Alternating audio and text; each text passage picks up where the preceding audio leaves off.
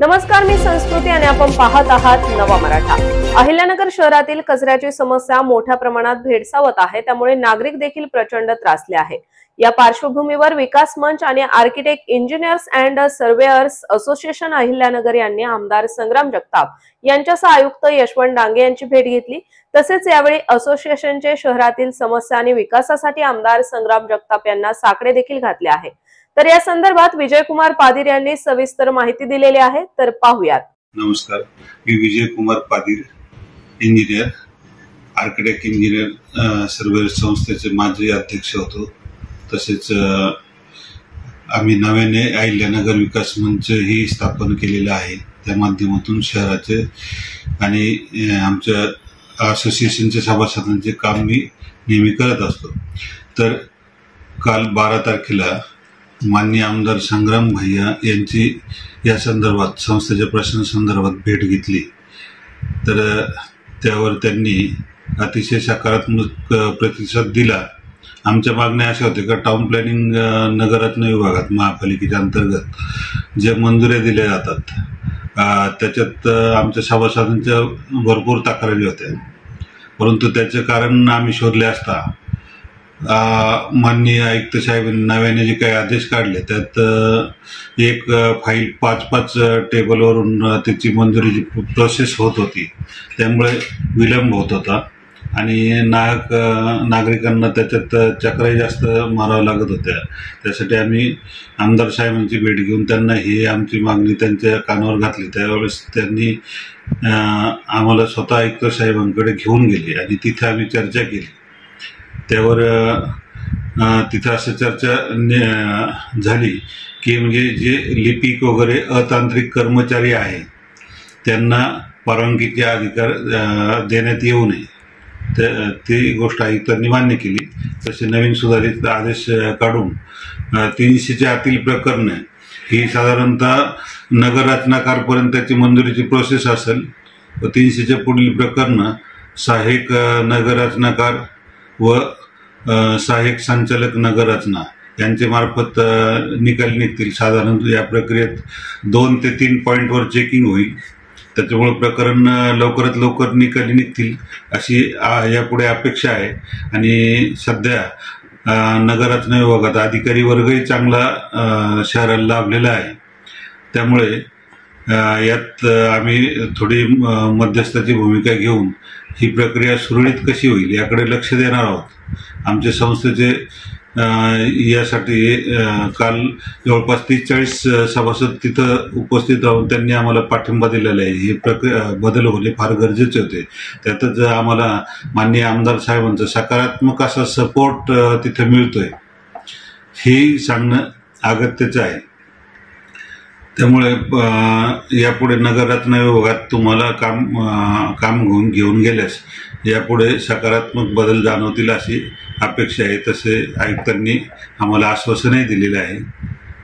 तसेच आम्ही अहिल्यानगर विकास मंचच्या माध्यमातूनही काही शहराचे प्रश्न माननीय आमदार व आयुक्त साहेबांसमोर मांडले, जसे की शहराला फार काही म्हणजे हे न करता शहर स्वच्छ, सुंदर आणि विकसित कसे होईल याकडे आमचा थोडासा भर आहे। उदाहरणार्थ आता जे रस्ते अस्तित्वात आहेत त्याच्यात बऱ्याच प्रमाणात अतिक्रमण झालेले आहेत। कोणी बंगल्याचे कंपाऊंड पुढे घेतं, कोणी काही त्याच्यात टपऱ्या मांडून पुढेही करतात। ते आमचं मागणी अशी आहे की ते रस्त्याची जी मूळ रुंदी आहे ती क्लिअर पालिकेने करावं।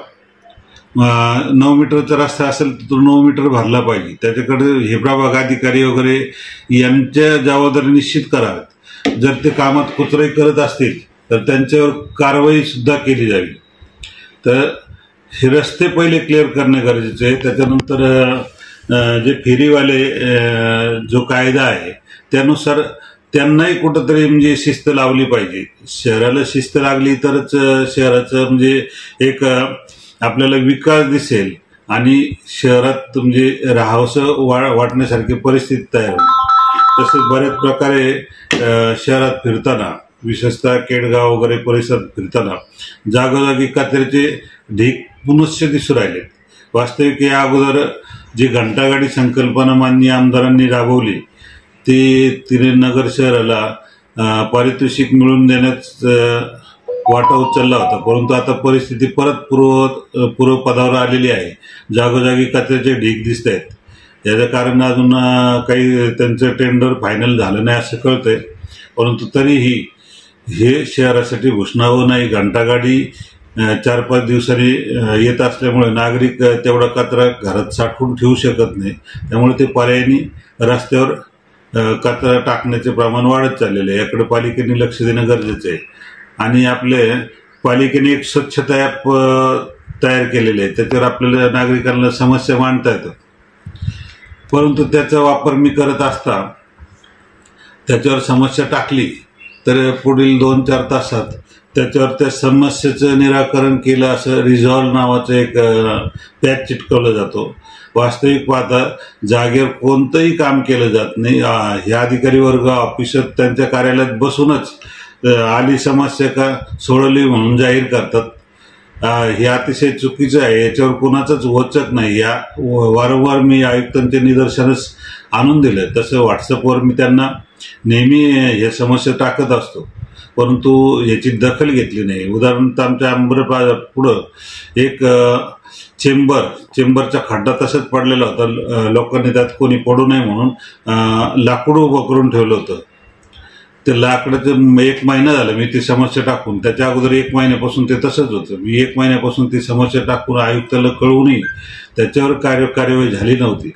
अगदी तर लाकडालाही पानं फुटली असती अशी परिस्थिती आहे.